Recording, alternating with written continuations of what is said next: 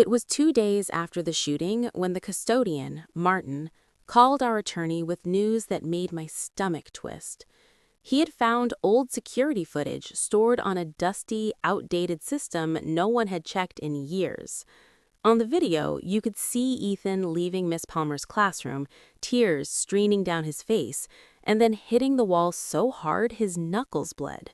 The timestamp matched the day he had filed a formal complaint against her, a complaint that had been quietly ignored back then. No one thought to look in those old archives, and suddenly the footage felt like a long-delayed truth arriving just when we needed it. Later that day, Daniel's family reached out to our lawyer. They had decided to join the legal process again after months of staying silent. Interestingly, or perhaps not, Daniel's father's company had just recovered some missing contracts the same week we began asking questions about Miss Palmer's prior misconduct. He said some things were more important than money, but everyone knew the real story. Connections had been protecting her for years, and now that shield was cracking. Within days, the district attorney's office upgraded the charges against Miss Palmer to criminal negligence and endangerment of minors, a more believable yet serious charge given the circumstances. Her lawyer appeared on local news channels, calling the case an overreaction, but the district attorney held a press conference, emphasizing that exposing children to danger while a teacher failed to follow lockdown protocols was unacceptable. Legal analysts explained that while these charges were usually reserved for gross negligence, the case might set a precedent in handling active shooter situations in schools.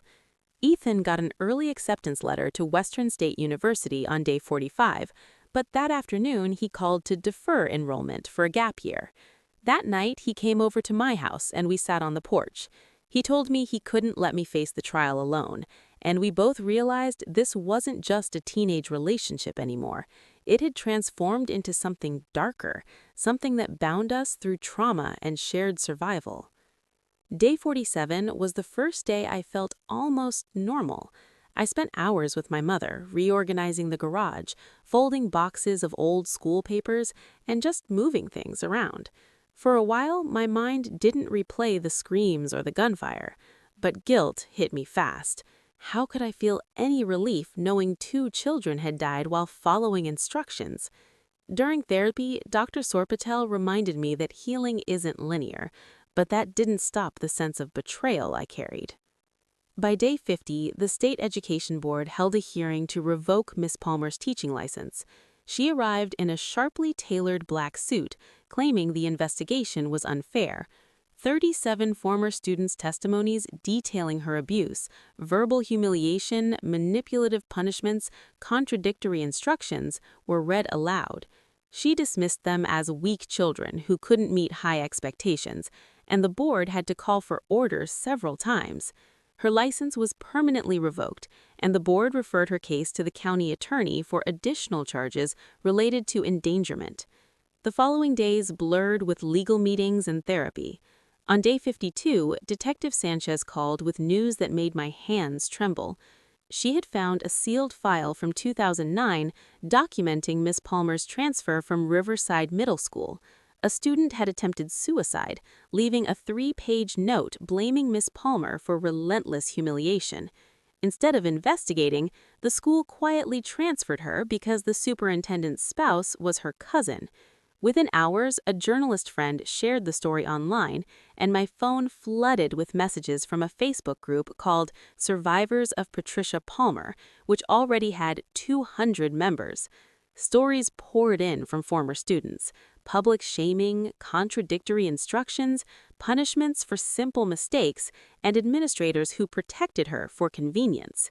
One girl from 1998 wrote about being told she was too stupid for college in front of the whole class, while another from 2003 recalled being forced to read aloud every flaw in his writing, mocked for a stutter.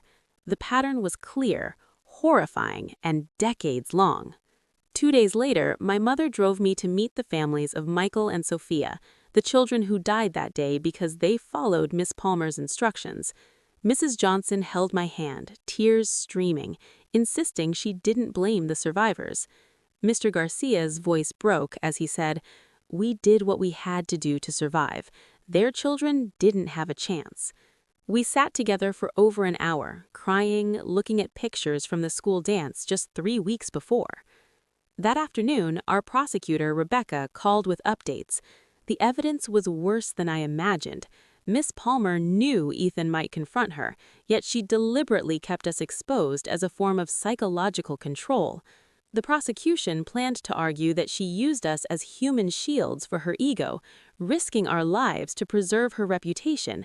It was more horrifying than anything I had imagined. She treated us like props in her cruel games, even with a shooter in the building.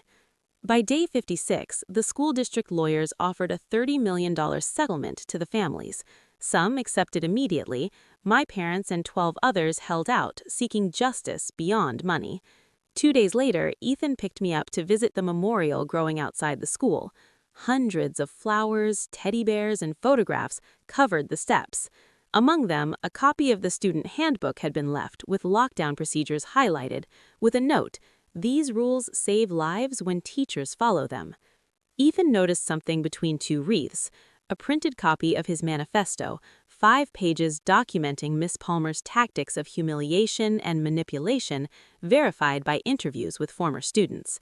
That same week, Miss Palmer's 2015 teaching assistant spoke out for the first time, recounting how she had reported abuse, but nothing was done due to union protections and fear of losing her job.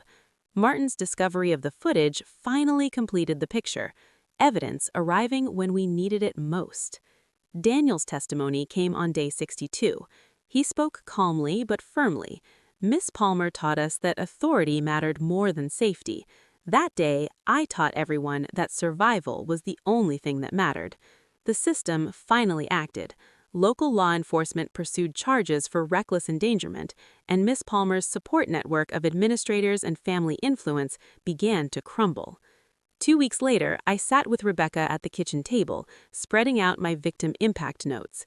Ethan held my hand under the table while I wrote, my hands shaking with rage, grief, and exhaustion. Rebecca reminded me that telling the truth would help the jury grasp the trauma she caused. The trial began on a cold Monday morning, 3 months after the shooting.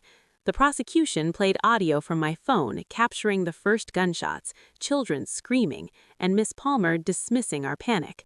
Jurors gasped, covering their mouths.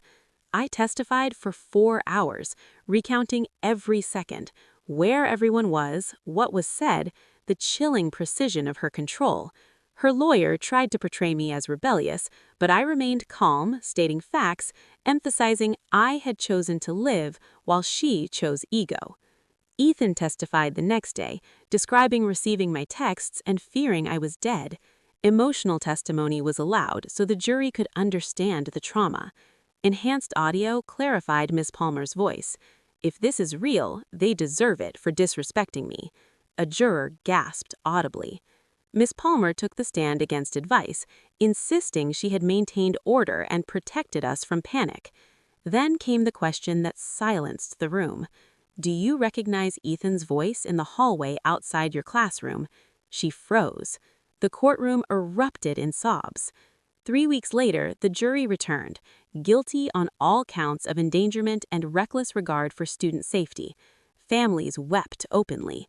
I read my victim impact statement, telling her controlling people without caring for them is cruelty.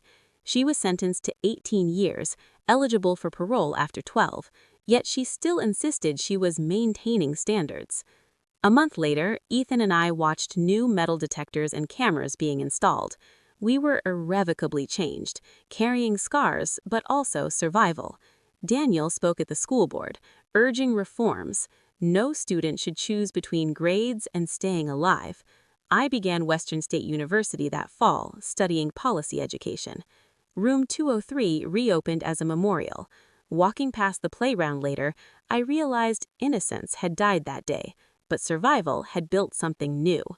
Ethan squeezed my hand. We survived. This time, it wasn't a question.